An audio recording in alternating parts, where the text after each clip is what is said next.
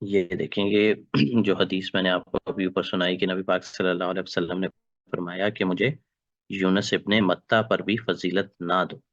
ٹھیک ہے، یہ صحیح بخاری کی حدیث ہے، حدیث نمبر 3395.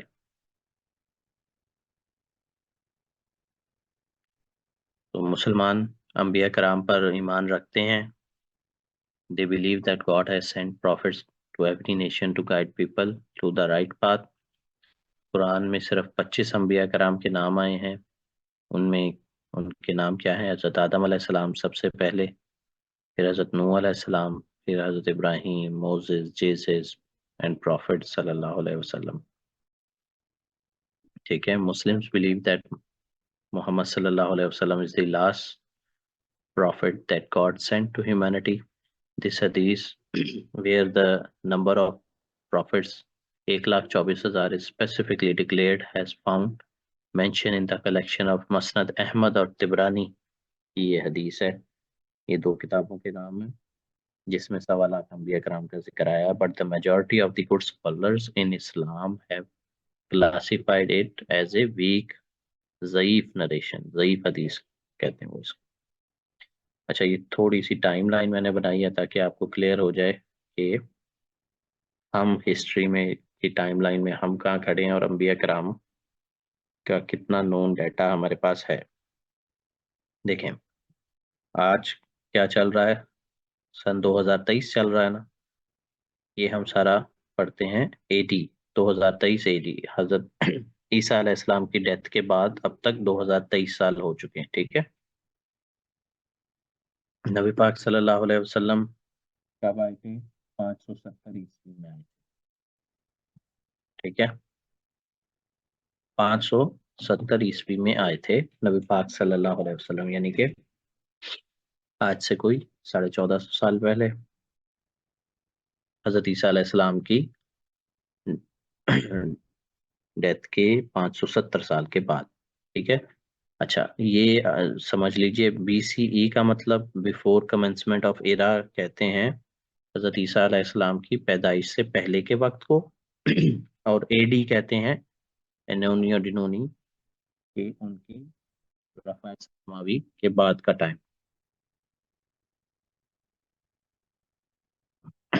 ٹھیک ہے، حضرت موسیٰ علیہ السلام کب آئے تھے؟ وہ حضرت عیسیٰ علیہ السلام سے بھی 1400 سال پہلے آئے تھے، یعنی کہ آج سے 1400 جمع 2023 تو یہ بن گئے تقریباً 3400 سال پہلے حضرت موسیٰ علیہ السلام آئے تھے.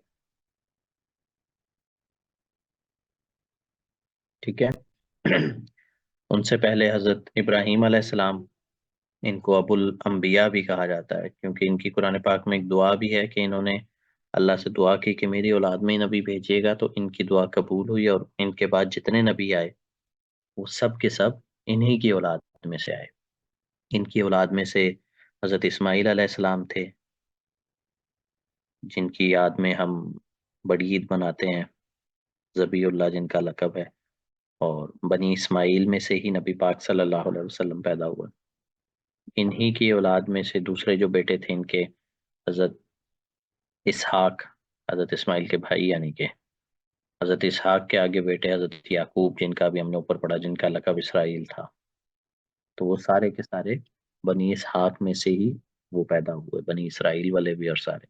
اور اینڈ میں آ کے بنی اسماعیل میں سے صرف نبی پاک صلی اللہ علیہ وسلم پیدا ہوئے.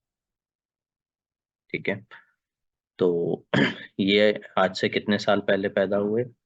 2023 سال یہ نکال دیں، اور حضرت عیسیٰ سے بھی 2000 سال پہلے، یعنی کہ آج سے تقریباً 4000 سال پہلے حضرت ابراہیم علیہ السلام پیدا ہوئے. اور اسی طرح حضرت نوح علیہ السلام کا دور حضرت عیسیٰ سے 3000 سال پہلے کا تھا، یعنی یہ آج سے تقریباً 5000 سال پہلے. اور یہ حضرت آدم علیہ السلام، ٹھیک ہے، ان کا دور تھا حضرت عیسیٰ سے 5000 سال پہلے، یعنی آج سے تقریباً 7000 سال پہلے کا ان کا دور تھا. تو یہ جسٹ 7000 سال کی نون ہسٹری ہمارے پاس موجود ہے. تو این ممکن ہے اس سے پہلے یا اور بھی بہت سارے انسان رہے ہوں، تو کیونکہ دنیا بنے تو اربوں سال ہو چکے ہیں، 4.5 ارب سال ہو چکے ہیں. اچھا تو حضرت آدم علیہ السلام جو ہیں، ان کا لقب کیا ہے؟ ابو الآدم، ابو البشر، کہ انسانوں کے باپ ان کو کہا جاتا ہے، فرسٹ ہیومن بینگ۔ قرآن میں کہیں یہ ٹائم لائن نہیں مینشن، ٹھیک ہے؟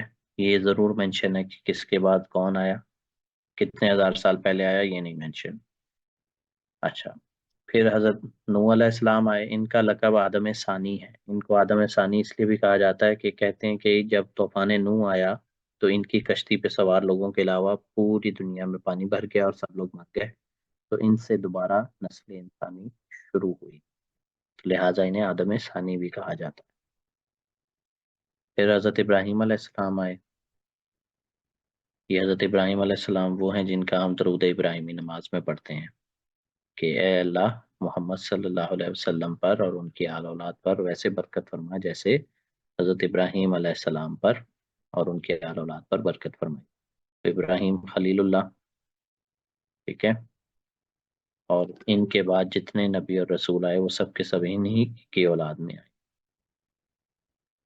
اور یہ قریش مکہ بھی ان کو مانتے تھے، خانہ کعبہ انہوں نے تعمیر کیا تھا، اور آج بھی قریش مکہ اور کفار مکہ سارے سب میں ان کا احترام ہے۔ اور حضرت موسیٰ علیہ السلام کا آپ کو پتہ ہی ہے کہ فرعون کے دربار میں یہ آئے تھے اور یہودیوں کو وہاں سے نکال کے لے کے گئے تھے۔ پھر جیزس حضرت عیسیٰ علیہ السلام، یہ بھی بنی اسرائیل میں ہی آئے تھے، اور یہودیوں نے ان کے خلاف سازش کی اور ان کی نبوت کا انکار کر دیا، اور اپنی حساب میں تو انہوں نے ان کو پھانسی بھی لگا دیا، اور پھر نبی پاک صلی اللہ علیہ وسلم بنی اسماعیل میں ایٹ دی اینڈ۔ تو یہ سارے مشہور جو ہیں انبیاء کرام۔ اب قرآن میں آتے ہیں اولو العزم، 5 انبیاء کرام کا ذکر آتا ہے۔ اولو العزم مطلب زیادہ باہمت۔ ان میں حضرت نوح علیہ السلام ہیں۔ نوح کہتے ہیں نوحہ کر، بہت زیادہ گریہ زاری کرنے والا۔ تو انہوں نے تقریباً 950 سال تک تبلیغ کی ہے، اور پہلے 650 سال میں تو کوئی مسلمان ہوا ہی نہیں تھا، کوئی 10 12 13 لوگ، دو بیوں کے علاوہ، ٹھیک ہے؟